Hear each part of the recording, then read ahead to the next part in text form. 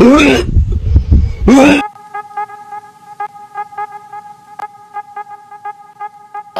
CSCSku, bertemu lagi dengan manusia Madesudi Easy Film. Baiklah, berikut ini gue akan meringkas asal mula permusuhan sampai gencatan senjata gangster Amerika, yaitu Bloods dan Crips. Selain dikenal sebagai gangster berbahaya di Amerika, mereka juga dikenal karena sebagian anggotanya adalah musisi hip hop yang sangat terkenal. Oke CSCSku, sebelum kita mulai seperti biasa, kita intro dulu guys. Manakah kita mencari manusia, membotakkan mata, mengosongkan jiwa. Saya kesunyian, tak lagi kau dengar. Inilah saatnya engkau melihatnya. Ikutlah bersamaku, berjalan bersamaku, dengan api membara, dengan asap bermakna. Marilah harapan jadi kenyataan, marilah harapan jadi kenyataan.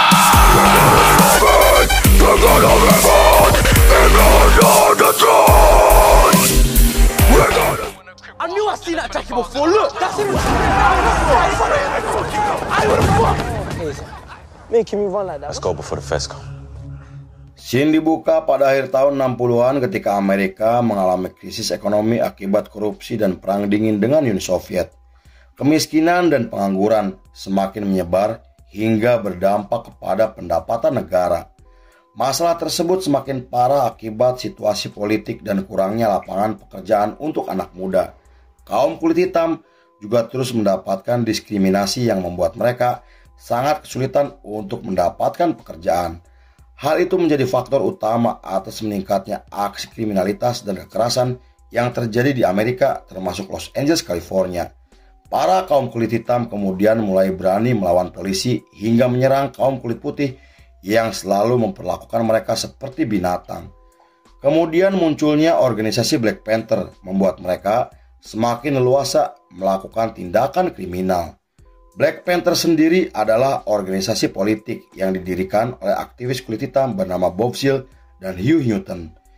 Kelompok tersebut dibentuk untuk mengawasi perilaku petugas dan menentang aksi brutal yang selalu dilakukan oleh kepolisian. Saat itu kelompok Black Panther selalu berkeliling kota dengan senjata api untuk melindungi kaum kulit hitam yang selalu diintimidasi. Karena hal itu, Direktur FBI sampai menyebut mereka sebagai ancaman terbesar keamanan negara.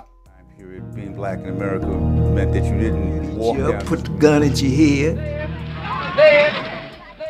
for primarily self-defense. Then Di tengah kekacauan yang terjadi di Amerika, kelompok anak muda kulit hitam mendirikan geng jalanan bernama Crips. Awalnya hal itu mereka lakukan untuk menghadapi aksi kekerasan dan intimidasi yang dilakukan oleh kaum kulit putih. Crips juga dibentuk untuk melindungi diri dari serangan geng lain hingga mendukung Black Panther yang dianggap pemberontak oleh pemerintahan. Asal-usul geng Crips sendiri masih diperdebatkan, namun menurut beberapa sumber, geng tersebut dibentuk oleh Raymond Washington dan Stanley William pada tahun 1971. Raymond disebut sebagai pemimpin Crips pertama yang memerintahkan anak buahnya dengan menebar teror dan merekrut para remaja untuk melindungi diri dari intimidasi. Seiring dengan berjalannya waktu, kelompok tersebut mulai membuat masalah dengan para polisi untuk mengikuti jejak Black Panther dan sering terlibat kekerasan, aksi kriminal, hingga penembakan yang menyebabkan banyak korban jiwa. Tindakan mereka akhirnya memicu terbentuknya geng lain yang salah satunya dikenal sebagai Piru Street Boy atau Pires. Geng tersebut dibentuk oleh dua mahasiswa bernama Silver Scott dan Benson Owens untuk menanggapi kebrutalan dari kelompok Crips. Konon, mereka berdua pernah diserang oleh anggota Crips yang membuat mereka dendam dengan geng tersebut. Bahkan mereka juga membentuk aliansi dengan beberapa geng lainnya untuk melawan dan menentang kelompok Crips. Aliansi tersebut kemudian dikenal sebagai Bloods karena para anggotanya memanggil satu sama lain dengan sebutan Bloods.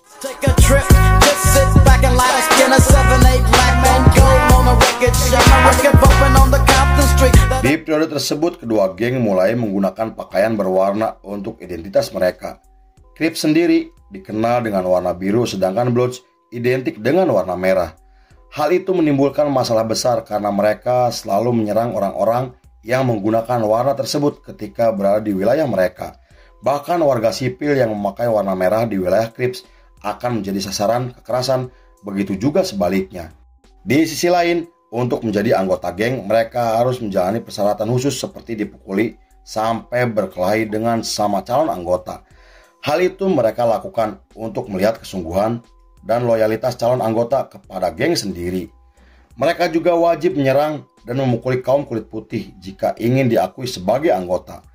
Terlepas dari benar atau tidaknya informasi tersebut, namun banyak orang yakin jika praktik tersebut memang ada dan masih berlangsung hingga hari ini. Pada pertengahan tahun 70-an, Crips dan Bloods mulai mengalami masalah ekonomi yang membuat para anggotanya nekat untuk melakukan tindakan kriminal.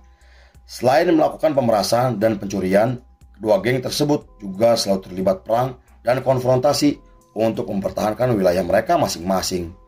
Mereka juga tak segan menggunakan berbagai senjata mematikan seperti pisau lipat, parang, pipa besi, bom molotov, dan beberapa anggota lainnya sampai menggunakan pistol karena saat itu masih dilegalkan dan mudah untuk didapat. Kekerasan tersebut membuat banyak anggota geng meninggal dunia dengan kondisi yang sangat mengenaskan. Menurut media Amerika, polisi telah menyita 800 senjata api yang mereka dapatkan dari anggota geng yang sudah tertangkap. Selain itu, banyak remaja yang terlibat dalam kegiatan gangster akibat kurangnya edukasi dari pemerintahan. Gang violence brings Los Angeles. I was really a good dude. And you know, this, I grew up in this.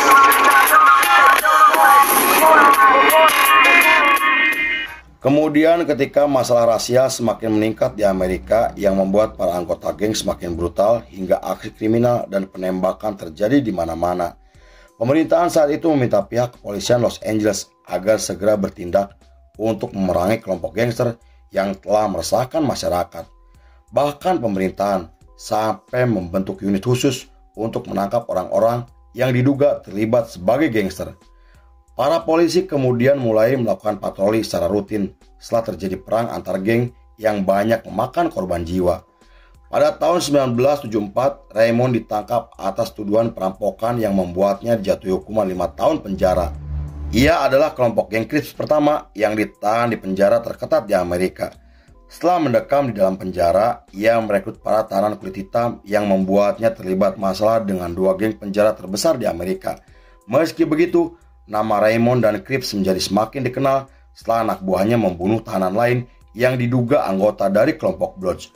Pada tahun 1976, ketika Raymond dibebaskan dari penjara, ia terkejut ketika Crips dan Bloods terlibat perang berdarah. Ia kecewa dengan anggotanya karena telah melakukan kejahatan yang lebih kejam dan tidak masuk akal. Crips juga terpecah menjadi beberapa bagian hingga saling serang setelah Stanley Williams diangkat sebagai pemimpinnya. Awalnya, Raymond berniat untuk menghentikan perang internal untuk melakukan gencatan senjata dengan kelompok Bloods.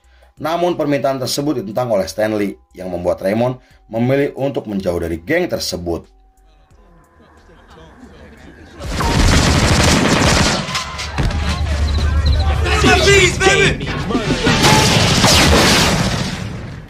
Dua tahun kemudian, tepatnya di tahun 1979, Stanley ditangkap atas 4 kasus pembunuhan yang membuatnya dijatuhi hukuman mati.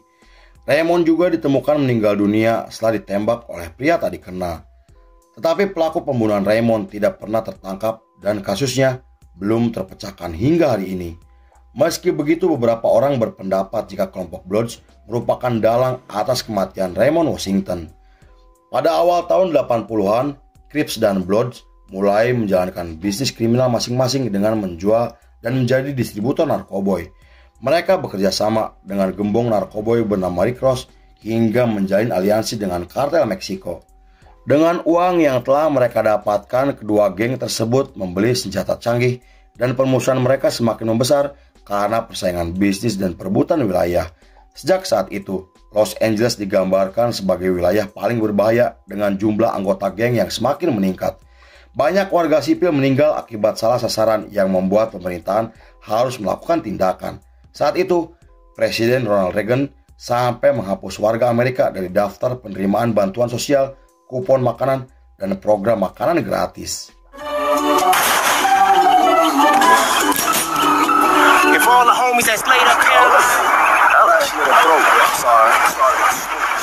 Pada tahun 1987, polisi Los Angeles melakukan operasi besar-besaran untuk menangkap dan memenjarakan para anggota geng yang telah meresahkan.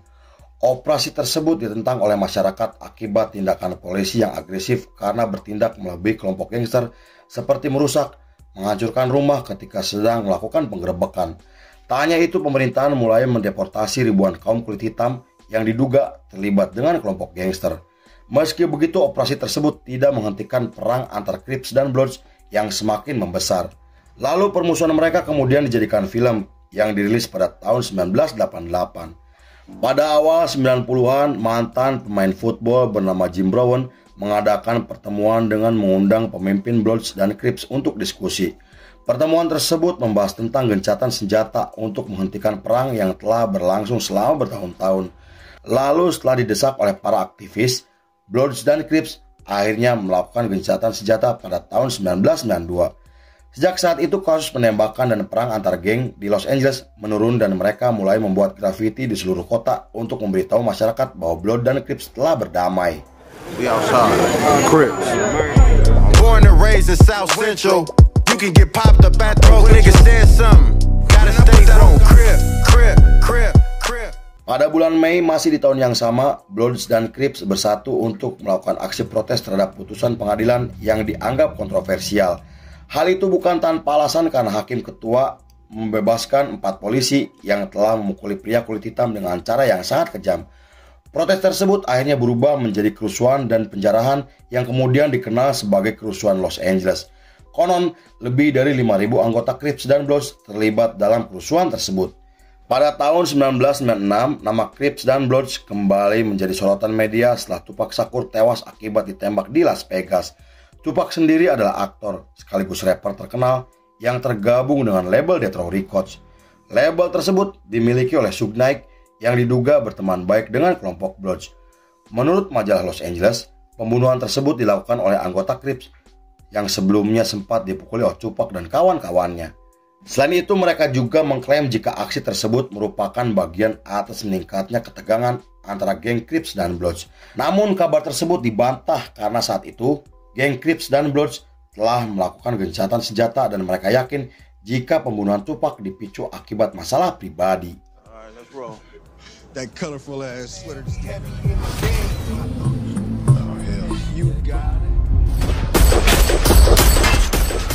9 tahun kemudian, tepatnya pada tahun 2005, pemimpin Crips bernama Brandon ditembak mati oleh anggota Bloods yang membuat kedua geng tersebut kembali terlibat konflik. Mereka akhirnya kembali saling serang dan melakukan aksi penembakan hingga menewaskan 8 orang dari kedua belah pihak. Karena hal itu, anggota dewan kemudian membentuk pengawas lingkungan yang dipimpin oleh mantan anggota Crips bernama Cynthia. Cynthia sendiri dijuluki sebagai Big Mama yang dikenal sebagai salah satu anggota Crips perempuan yang aktif pada tahun 80-an.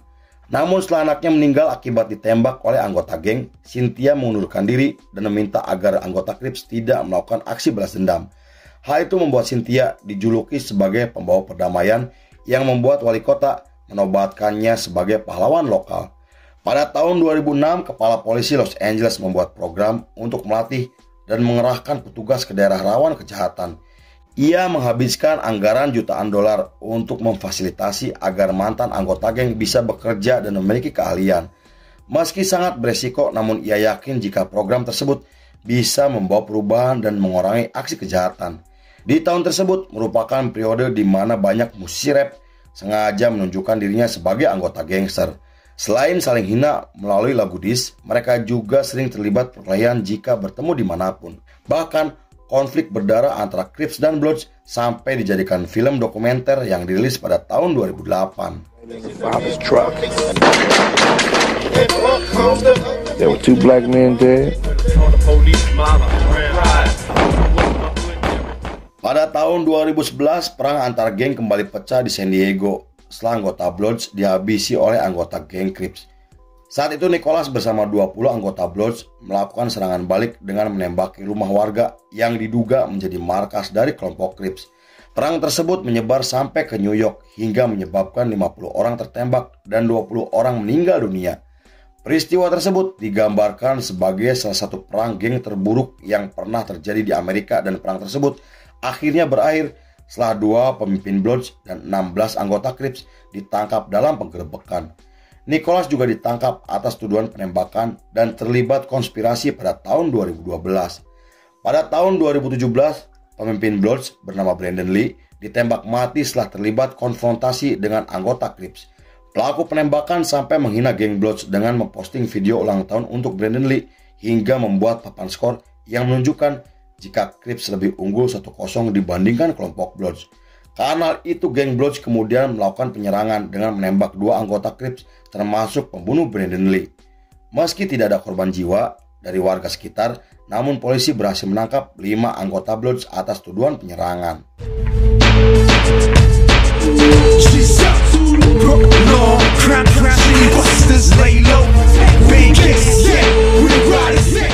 Pada tahun 2019, Amerika dihebohkan dengan kematian rapper sekaligus anggota Crips bernama Nipsey Hussle. Ia dibunuh oleh sama geng Crips yang dipicu karena masalah pribadi. Setelah kematiannya, banyak selebritis mengucapkan bela sungkawa karena Nipsey dikenal sangat baik dan tidak memiliki musuh. Lalu untuk menghormati kematiannya, ratusan anggota Bloods dan Crips menghadiri pertemuan untuk kembali membahas gencatan senjata dan perjanjian damai. Perjanjian tersebut disepakati oleh kedua belah pihak yang membuat angka kematian terkait anggota geng semakin menurun.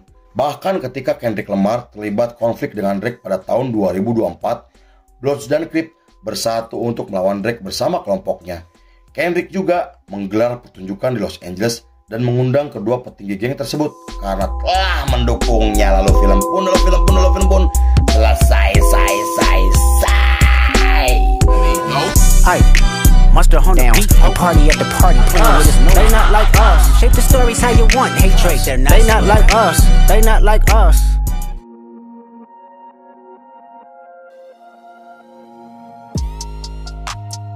Ketika satu negara minim keadilan, maka kelompok gangster akan tumbuh berkembang. Baik tukang cuangki. Oke CCSku, terima kasih sudah menyaksikan ringkasan ini gak selesai. Saya beserta jajaran Beranda Malam kembali pamit undur diri, sampai jumpa di episode berikutnya. Bye-bye. Hampura bae lo wae aing lo pada dosting anjing.